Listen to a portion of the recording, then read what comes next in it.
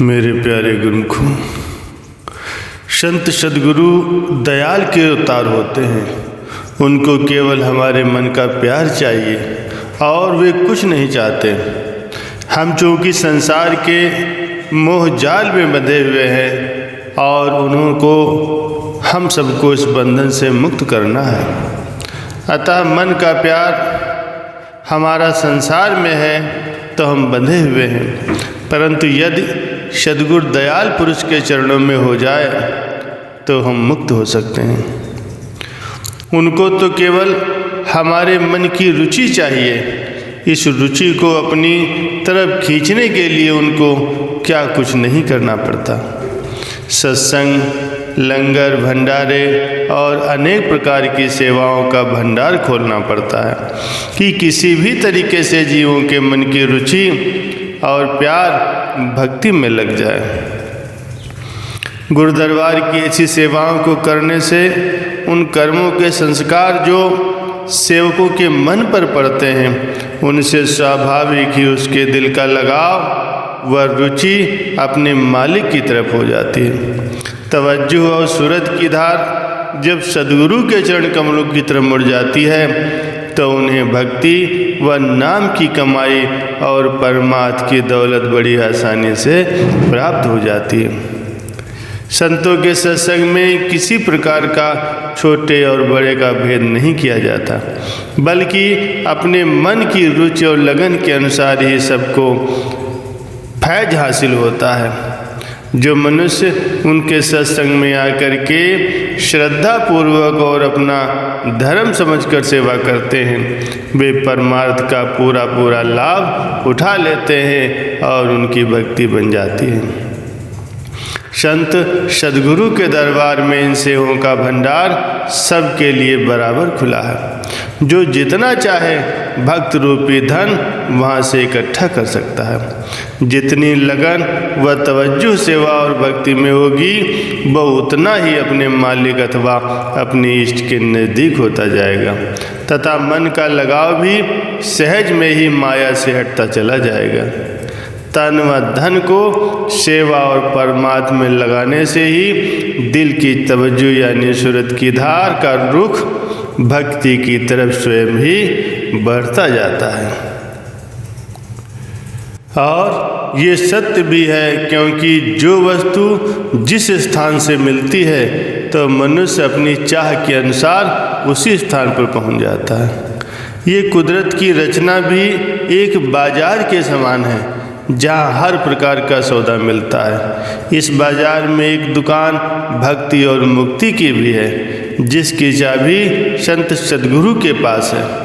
वे जिसे चाहे ये सौदा दे दें, उनके बगैर किसी दूसरी दुकान से ये सौदा नहीं मिल सकता। जैसा कि संसार में हम देखते हैं कि अगर किसी का काम बैंक में है तो उसको बैंक में ही जाना पड़ेगा। ये कार्य किसी दूसरे महकमे में नहीं हो सकता।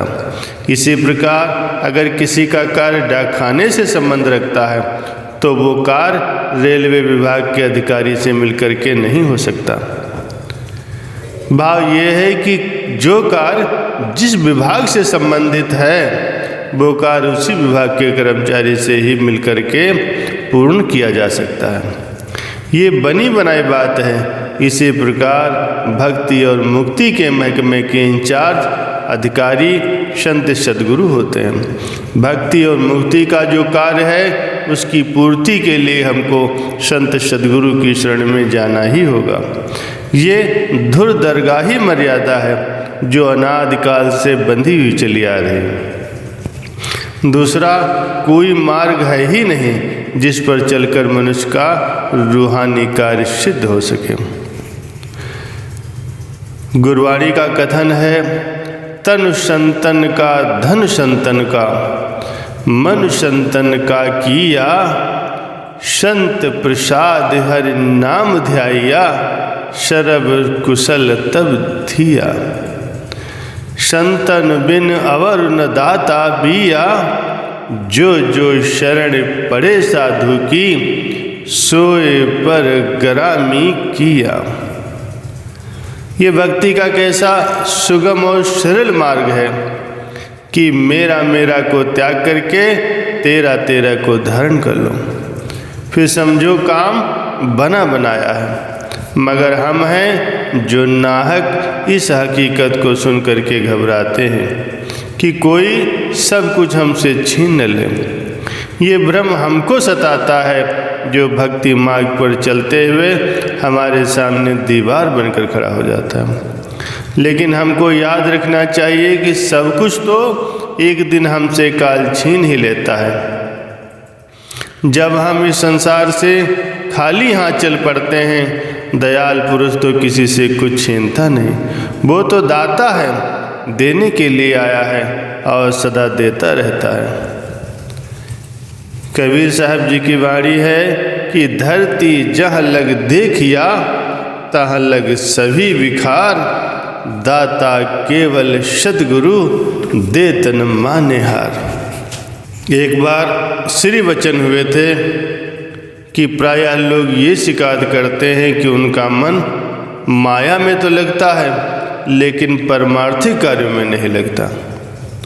इसका उत्तर ये है कि मन, तन और धन में फंस जाता है। लोग मन को तो परमार्थ में लगाना चाहते हैं, परंतु तन और धन को नहीं लगाते। संतों का उपदेश है कि मनुष्य को मन की चिंता किए बगैर तन और धन को परमार्थ में लगाना चाहिए। फिर मन अपने आप ही परमार्थी बन जाएगा। तन व धन रोटी है और मन कुत्ता है। जहाँ रोटी होती है, कुत्ता वहाँ स्वयं अपने आप चला जाता है। भक्ति की ये विशेषता है कि वह स्वतंत्र है और सभी सुखों की खान है। परंतु याद रखिए, जिस भक्ति की इतनी महिमा है वह बिना सत्संग के पाई नहीं जा सकती। सत्संग नाम संतों के दर्शन करने और उनके वचन श्रद्धा सहित सुनने का है। लेकिन जब तक पूर्व जन्मों के अनेक पुण्य सहायक नहीं होंगे तब तक संतों के दर्शन नहीं होते और बिना संतों के सत्संग के संसार का आवागमन नहीं छूटता। अब आप ही बताइए कि भक्ति मार्ग में कौन सा परिश्रम है? कुछ भी तो नहीं है, क्योंकि न इस मार्ग में योग है, न यज्ञ है, न जप है, न तप है और न ही व्रत करने पड़ते हैं। इस मार्ग पर चलने वाला जिज्ञासु सीधे स्वभाव वाला होता है। मन में कुटिलता नहीं होती। यथा लाभ संतोष अर्थात जो कुछ भी प्रारब्धवश उसको प्राप्त हो जाता है उसमें संतोष रखता है और भगवान के गुणों को गान करता है। फिर उसके सुख तो वह स्वयं ही जानता है। भाव यह है कि वह परम आनंद के परम सुख को प्राप्त करता है और महापुरुषों की प्रसन्नता का पात्र भी बनता है। बोलो जयकारा बोल मेरे श्री गुरु महाराज की जय।